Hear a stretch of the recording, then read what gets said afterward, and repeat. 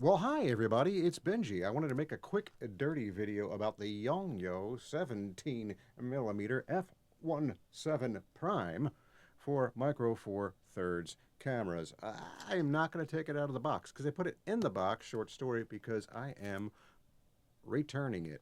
So if you found this video, you probably know what it is. I'll take it out of the box. Why not? But it's an f1.7 prime by sort of one of these uh, bargain third-party companies that make micro four thirds and other lenses. Here we go, the little guy, f1.7 with a autofocus, manual focus, on-off switch.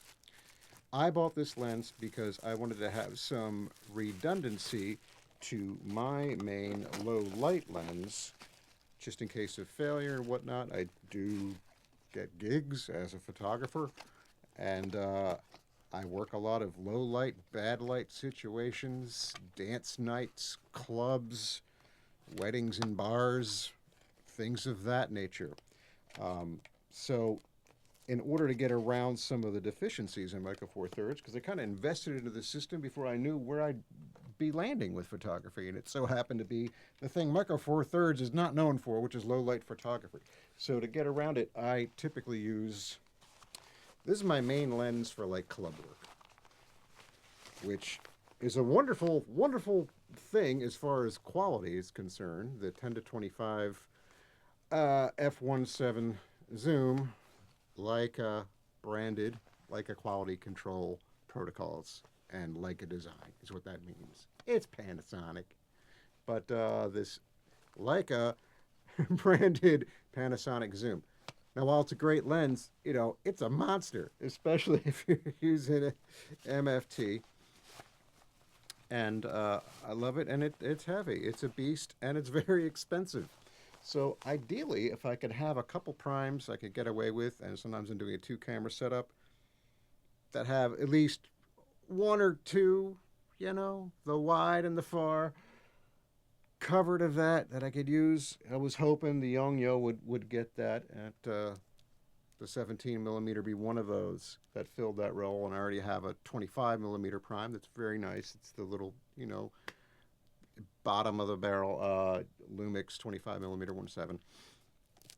But this just doesn't cut it, and there's a couple of reasons it doesn't cut it for me. Now I know it's gotten great reviews. Robin Wong really likes this lens. He likes it better than the Olympus equivalent on his Olympus cameras, so I think that says something. And I know Robin shoots professionally and does gigs too, but I do a lot of weird fast action, burlesque, weird stuff, queer stuff, all those things. So I need. I'm working it. I'm pushing Micro Four Thirds to its limits and the kind of stuff I shoot. And this doesn't hack it. Though I've heard it's pretty sharp, I was getting a lot of soft images with it once I used it. At home, just doing tests of the dog and whatnot, stuff looked okay and fine, and a couple just random street shots, nothing I'd even bother to save, but just to kind of see what it could do. I was like, okay, that's okay. So I tried it out. I went to go see Tropical Fuckstorm, which is this amazing post-punk band from Australia. If you don't know Tropical Fuckstorm, you need to look up Tropical Fuckstorm. Let me tell you what. But I figured I'd try this at that gig. Now, I probably wasn't going to get in for a shot anyway because it was super crowded and all the tall people went up front and I couldn't get beyond them and I couldn't.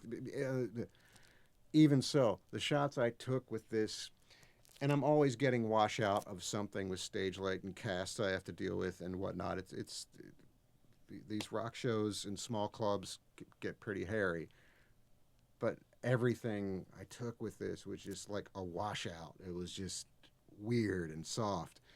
And the only complaints I've heard about this lens is lens flare, that it's susceptible to that. I wasn't getting that. I did not have that experience with it. But I was getting these mushed out images, especially when trying to deal with uh, mixed artificial lighting. It just couldn't handle the mixed artificial lighting.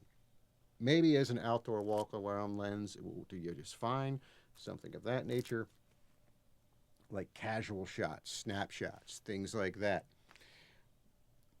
But if you're buying a 1.7 prime, you're probably not much of you're not really a casual. You're buying it because you want to kind of get over some of the low light humps of Micro Four Thirds anyway.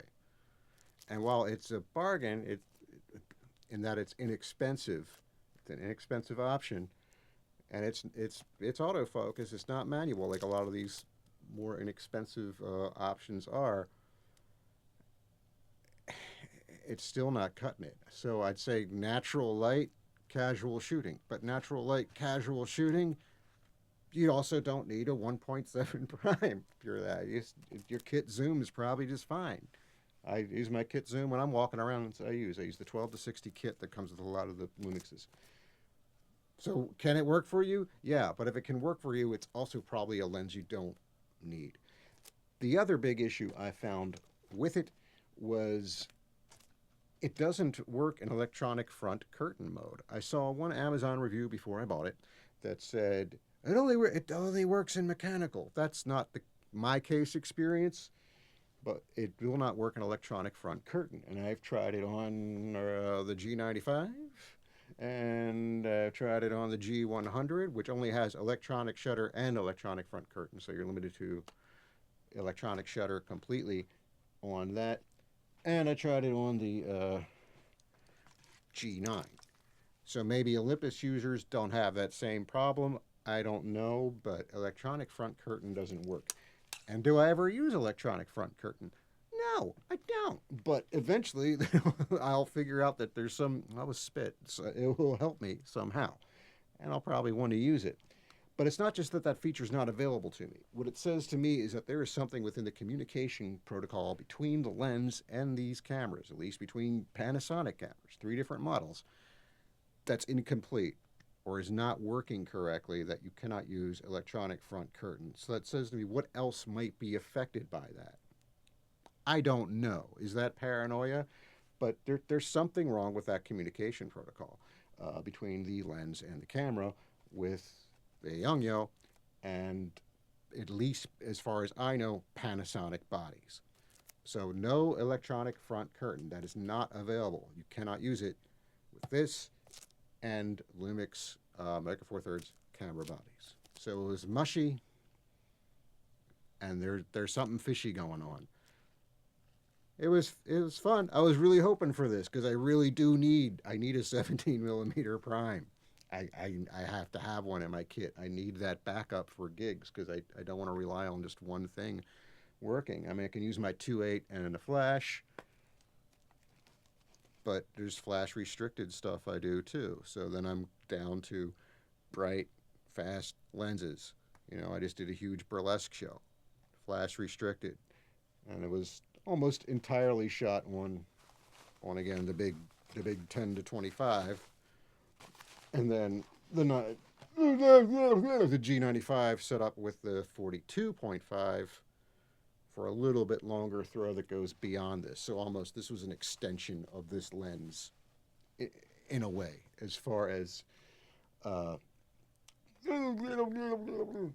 getting out there is concerned.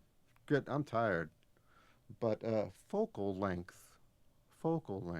But there you have it. The Yongnuo 17 millimeter f1.7. It's going to go back. I got mushy results, and I don't trust the communication protocol between it and the camera body, even though it's relatively inexpensive, under $200.